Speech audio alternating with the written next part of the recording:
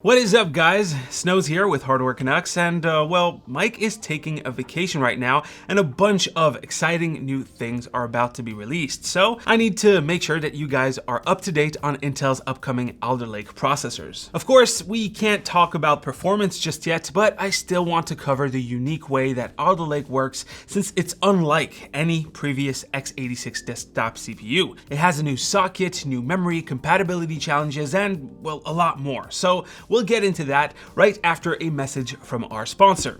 Take it away, Dimitri. The DeepCool AK620 CPU cooler is a dual-tower heatsink with 6 copper heat pipes and an attractive fin array to deliver competitive cooling performance while looking awesome. It's surprisingly quiet at full load, installation is hassle-free, and RAM clearance is flexible if you move the fan. Check out the AK620 down below. Alright, let's kick things right off with what makes Alder Lake so special, and that is its core layout.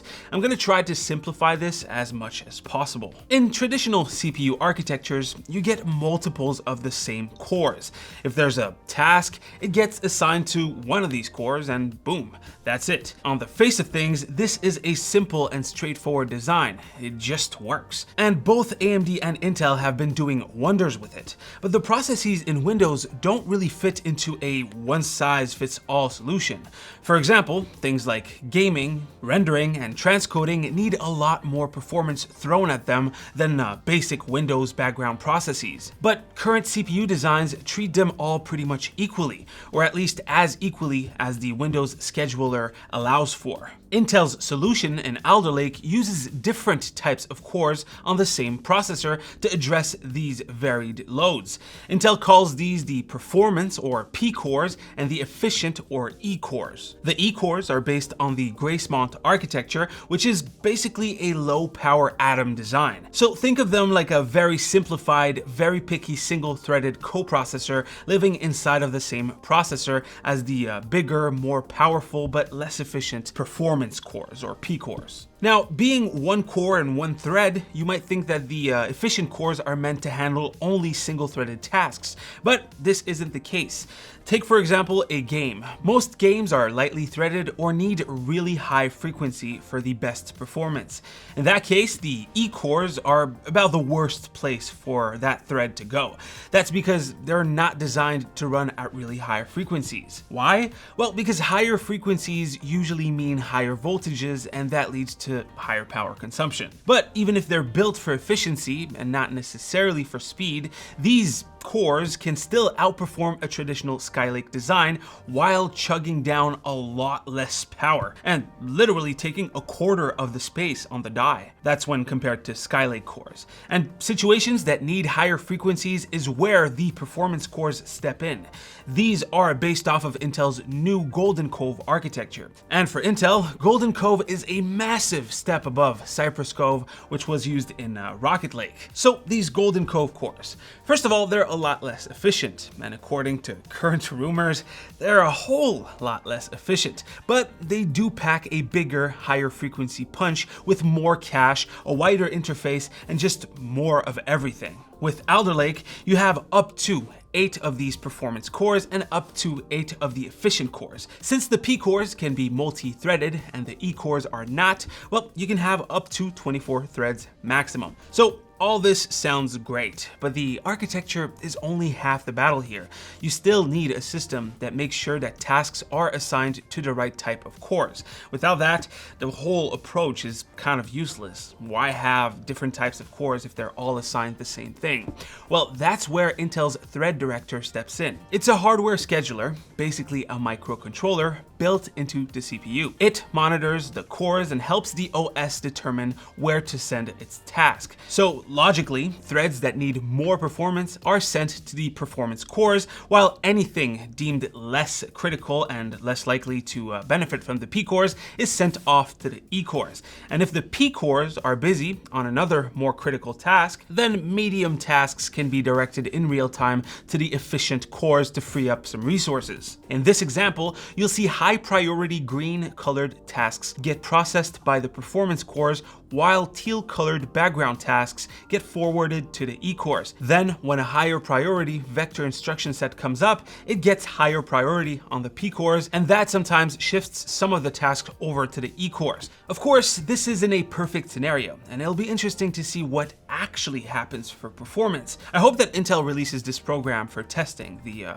Thread Director monitor. So if you're rendering something and a background task like email syncing or network updates wants to run, well, those processes go off to the more efficient cores. The trick is, however, to determine which task should be the highest priority, and that's why Thread Director is so important. The most interesting thing about this is that, unlike past hybrid CPU designs, this one can actually distribute some higher load tasks like rendering to both the E and P cores at the same time. That means that technically all 24 threads on Intel's highest end CPU could be chewing away at the same thing. But there's a caveat to all that. The Thread Director is only here to give information and tell the OS when a task is heavy or light. It doesn't actually make the decision. That job is done by the OS, and apparently, according to Intel, we'll see the most benefit in Windows 11, probably because Microsoft wants everyone to upgrade ASAP.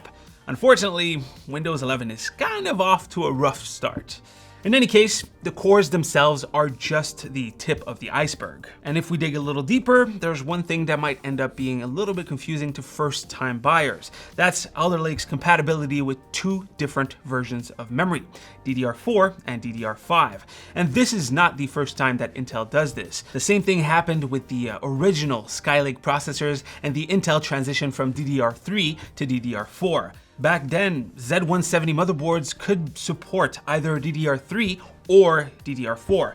And of course, ASRock wanted to be the special kid and built this freak of nature that supported both. In any case, on this platform, which is the 600 series for Alder Lake, all the higher end Z690 boards will exclusively use DDR5, while the mid-tier and entry-level ones will be a mix of DDR4 and DDR5 models. So you'll have to pay attention to that. By the way, just because something is new and shiny and has insanely high frequencies doesn't mean that it's the best. Knowing what we know from past generations, DDR5 might bring massive bandwidth to the table, but the first generation kits will also come with insanely high latency. So in the early days, an Alder Lake CPU paired with DDR4 will likely beat an Alder Lake CPU with a DDR5 kit. If you want to learn more about DDR4 versus DDR5, I did a pretty in-depth explanation of the differences between those two memory technologies on Boot Sequence, my channel, so go check that out. In terms of connectivity, well, Intel took a pretty huge leap by adopting PCIe Gen 5 just one generation after jumping to Gen 4. Even though there aren't any devices that take advantage of it, Gen 5 is being built right into the architecture, and it's a pretty big deal. You know, it doesn't have to be rolled out in a half-assed manner in a refresh sometimes down the road like it was with Rocket Lake. Right, Intel? In any case, you have 16 lanes of PCIe Gen 5 that can be split between PCIe slots. Weirdly though, the NVMe slot is Gen 4, and you got more Gen 4 lanes and some Gen 3 lanes from the chipset. So we got 3 generations of PCIe in one motherboard. It's pretty cool. And lastly, we got the last big thing that you need to know about Alder Lake, and I'm pretty sure you've guessed it by now.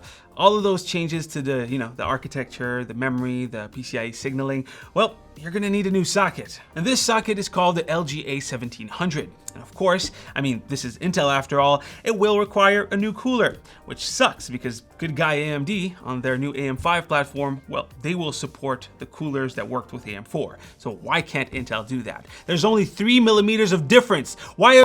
So for Alder Lake, the mounting holes needed to be pushed a few millimeters further apart. So some backplates with studs that are fixed in place, like the Noctua one here, won't be compatible.